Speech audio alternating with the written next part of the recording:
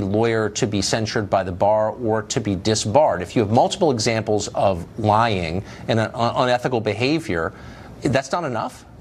It's not usually in most bars. Big bars like California and New York tend to protect their lawyers, and their ethical systems tend to slap people on the wrist.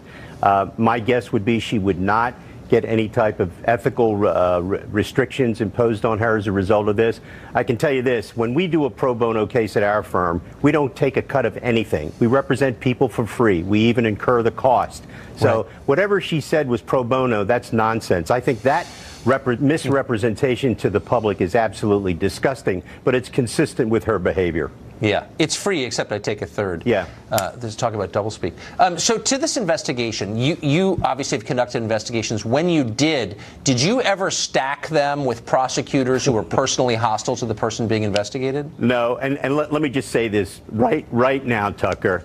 What you have now unfolding inside the FBI and the Department of Justice under Obama is a brazen plot to do two things: to exonerate Hillary Clinton because of an animus toward Donald Trump, and then if she lost, to frame the incoming president for either a criminal act or impeachment. This is one of the most disgusting performances by the senior officials at the FBI and the Department of Justice, and it demands that every one of these agents involved be fired, and that the people who are still in the Justice Department be fired, including Mr. Orr, and that they impanel a federal grand jury to investigate the conduct of McCabe and Strzok and Page and Comey and Orr and everybody in the Obama Justice Department who even touched this, because it's very clear that they conspired to frame the incoming president of the United States. And it's a frightening and disgusting prospect that FBI officials, senior FBI officials, would do this. And those text messages are frightening. They're just frightening. The Trump administration oversees the Department of Justice now.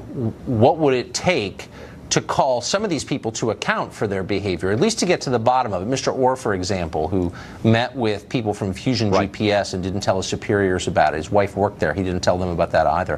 Why is he still there? Well, that's a good question. He's been demoted. He lost his Associate Deputy Attorney General slot 4 doors down from Mr. Rosenstein. He's now back in his old job as the head of an organized crime drug task force.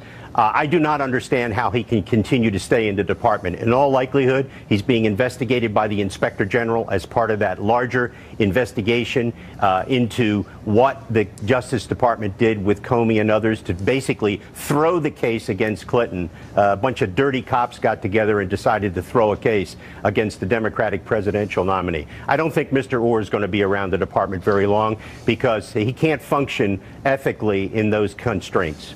So just finally, just some perspective for those of us who haven't conducted these investigations. We know that then Director Comey had written the speech he subsequently gave in July of 2016, 2 months before, in which he exonerated Hillary Clinton, before which he'd even interviewed her or a dozen of her top aides.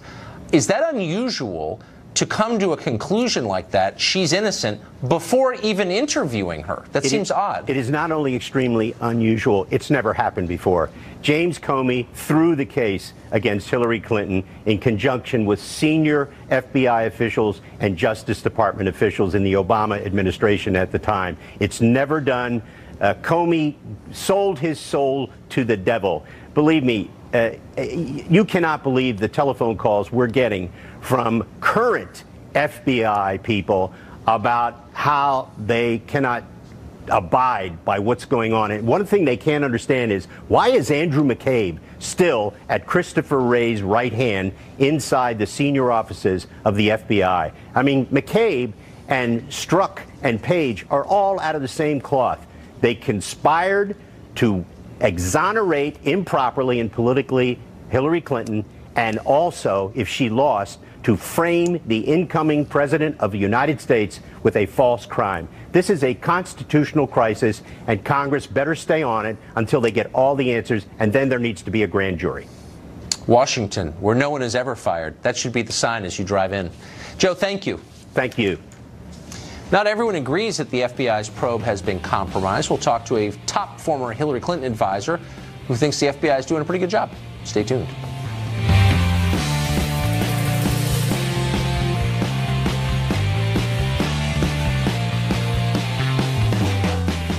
The last week has revealed a number of reasons to be at least skeptical about the FBI probe into Russian collusion during the last election.